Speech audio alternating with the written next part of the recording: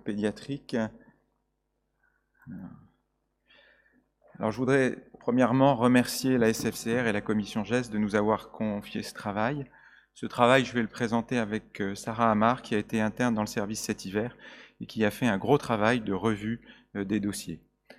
L'objectif de cette série pédiatrique était de faire un état des lieux, notamment pour la population cible de ces patients, recenser au niveau des différents centres les techniques employées de fixation du bassin, rechercher les complications précoces, voir également quels étaient nos résultats concernant la correction de l'obliquité du bassin et la restauration de l'équilibre rachidien, et puis voir au recul quelle était la pérennité de la fixation et de la correction avec le temps. Concernant donc, le matériel et méthode, il s'agit d'une série multicentrique rétrospective. Nous avons recruté 278 patients, des patients qui ont été opérés entre 2012 et 2015, avec un recul minimum de 2 ans pour l'inclusion dans cette étude. Il s'agissait de fusion au bassin, allant jusqu'à T1 ou T2. Alors là, il y avait 2 grandes catégories de patients. Il s'agit d'une série pédiatrique avec 213 arthrodèses, mais également des patients qui ont eu des systèmes de tiges de croissance rachidienne, comme vous pouvez le voir sur cette radio sur la droite, avec un système de connecteurs qui peut être différent pour réaliser l'agrandissement du rachis et suivre la croissance. Il faut signaler également que 11 patients avaient eu un temps antérieur associé de libération de la courbure principale. Concernant l'étude radiologique, nous avons étudié sur les clichés de face et de profil en préopératoire, un cliché précoce aux alentours de 3 mois et au dernier recul, l'angle de Cobb de la courbure principale, l'obliquité pelvienne et la gîte de C7. Nous avons également regardé au dernier recul les liserés en les classifiant en 3 stades. Le stade 0 qui était l'absence d'anomalie, le stade 1, un liseré seul, et le stade 2, un liseré associé à un déplacement du système d'ostéosynthèse. Concernant les patients, l'âge moyen était de 14 ans, ça allait de 6 ans à 29 ans. Alors vous allez me dire 29 ans pour une série pédiatrique, mais c'était un enfant qui avait un format pédiatrique et qui avait été opéré dans un hôpital pédiatrique. Le RICER moyen était de 2,5, ça allait de 0 à 5. Et il s'agissait d'enfants, pour la plupart, qui n'étaient pas marchands et grabataires, avec un GMF-CS moyen à 4,8 qui allait de 3 à 5. Concernant les étiologies, on avait 151 IMC, 56 myopathies du chêne de Boulogne, 30 amyotrophie spinale infantile, et puis d'autres étiologies variées, avec des patients qui avaient les mêmes caractéristiques cliniques en termes de fonction. Il faut signaler que ce sont des patients qui avaient eu un taux de comorbidité important, avec un score ASA moyen à 3, qui allait de 1 à 4.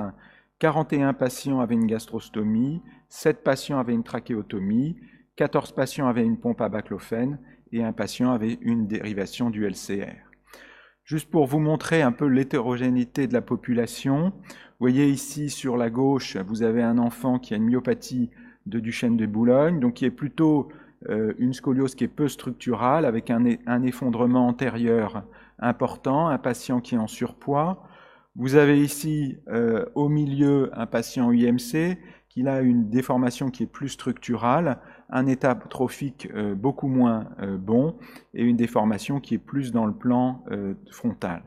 Et puis sur la droite, une amyotrophie spinale infantile avec un patient de petit gabarit qui n'a pas beaucoup de muscles, qui n'a pas un très bon état trophique.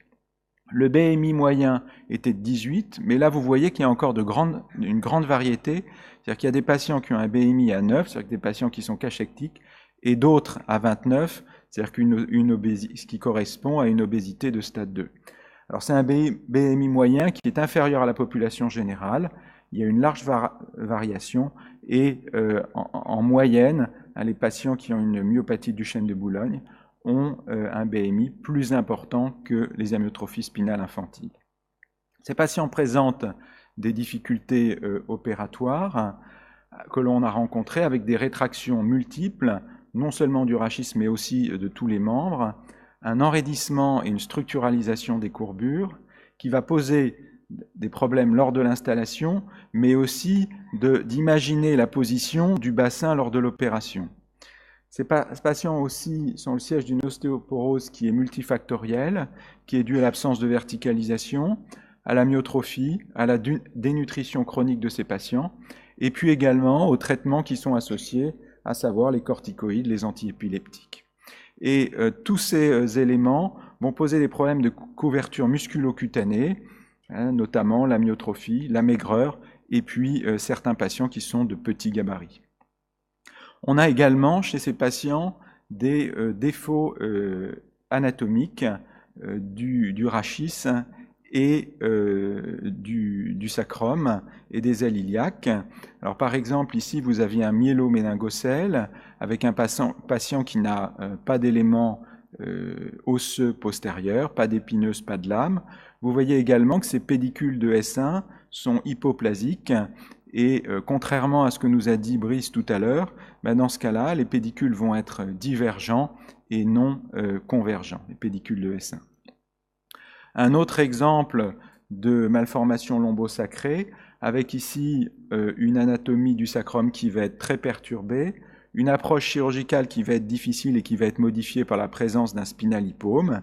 Et puis si vous regardez sur l'IRM, la position des articulations sacro-iliaques qui n'est pas conventionnelle, et puis également la déformation des ailes iliaques avec des ailes iliaques qui vont faire pratiquement une incurvation à 90 degrés.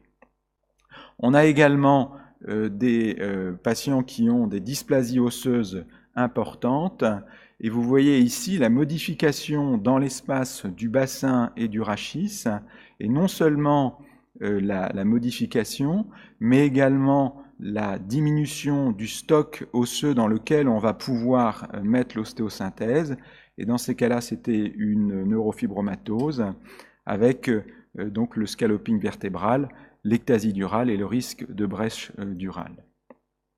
Les déformations peuvent être également acquises, et là, ça concerne les patients neurologiques.